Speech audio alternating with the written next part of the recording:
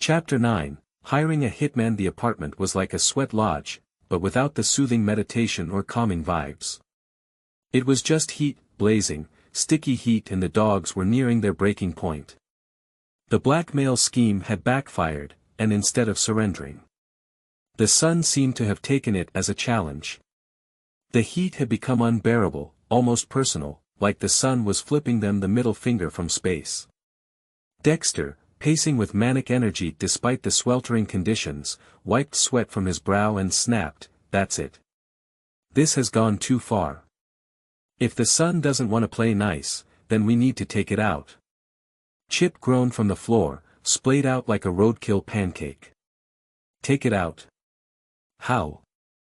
It's not like we can punch a ball of fire in the face." Dexter smirked, his eyes narrowing in that dangerous way they did whenever a dumb idea took hold. "No, but we can hire someone to do it." Bella, who now had been fanning herself with the empty pizza box, sat up. "You're suggesting we hire a hitman? For the sun?" "Exactly," Dexter said, wagging his tail like he'd just cracked the code to the universe. "We put a hit out on the sun. There's gotta be someone on the dark web who's down to take out a celestial body for the right price." Lola, watering her droopy plants under a grow light, squinted. "Dex, have you lost it? We're dogs. We can't hire a hitman. And we definitely can't hire one to kill the sun." "Not with that attitude," Dexter said, pulling out his laptop. "We'll just poke around a bit, find someone who specializes in unconventional contracts." Chip, rolling over onto his back, groaned again. "I feel like I'm dying. Please make this stop. I'll donate my bones to science if someone can turn off the sun for 5 minutes. Dexter began typing furiously, navigating through the shadier comers of the internet, his tongue hanging out with excitement. "There's gotta be a hitman out there with the guts or the sheer stupidity to take on the sun." Bella perked up. "How do we pay him? Do hitmen take bones? We could offer an unlimited supply of dog treats. Maybe even throw in a lifetime subscription to BarkBox." Sure, we can work something out," Dexter said, still focused on his screen. "People will do anything for the right incentive. We'll make it sound heroic, like they're saving the planet from spontaneous combustion. Plus, we throw in a few squeaky toys, and boom, job done." Lola frowned. "I don't think squeaky toys are gonna cut it, Dex." But Dexter was undeterred. "I found someone," he declared triumphantly. "He calls himself the Celestial Slayer.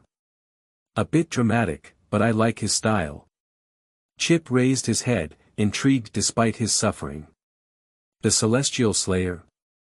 Is he a professional or just some whack job who got drunk and decided to fight the moon one night?" "His bio says he's taken down stars before," Dexter said, reading aloud.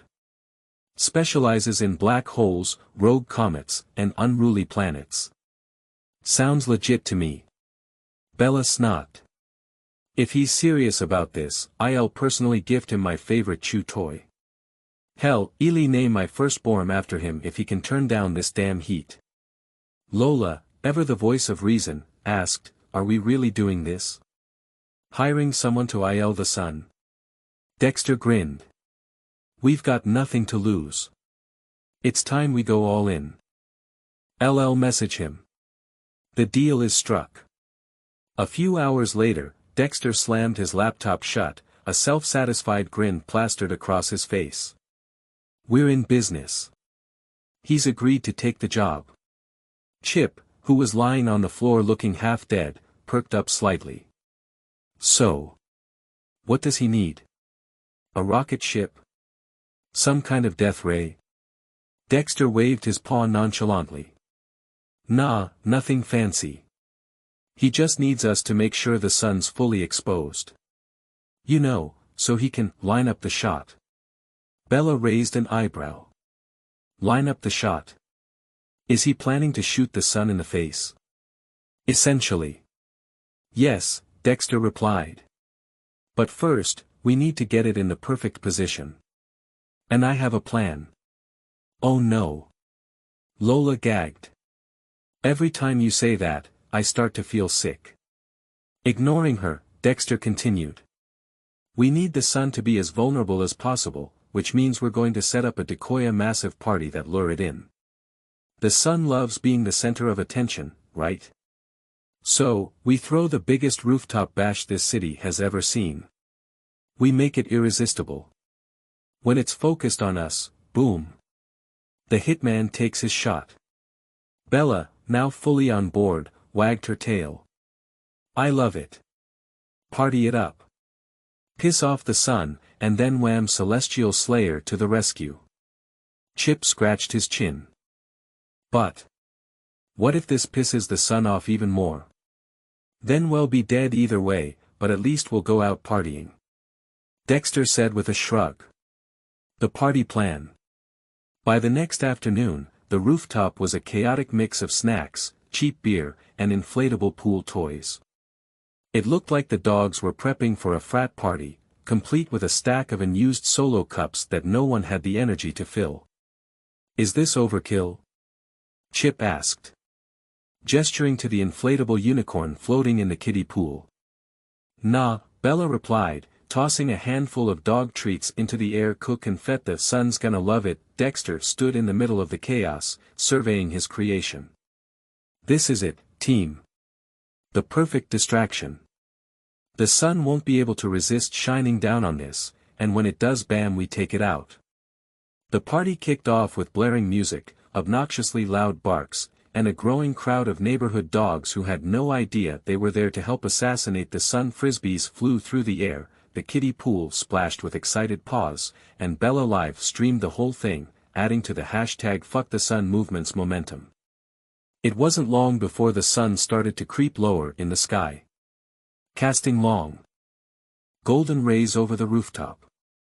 The heat intensified, but the dogs didn't care. They were too caught up in the party to notice the rising temperature. Lola, looking up nervously at the blazing orb, said, "One think it's working. The sun's definitely paying attention." Dexter grinned, cracking open a cold can of beer. Let it bask in the glory of our rebellion. Well, give it one hell of a send-off.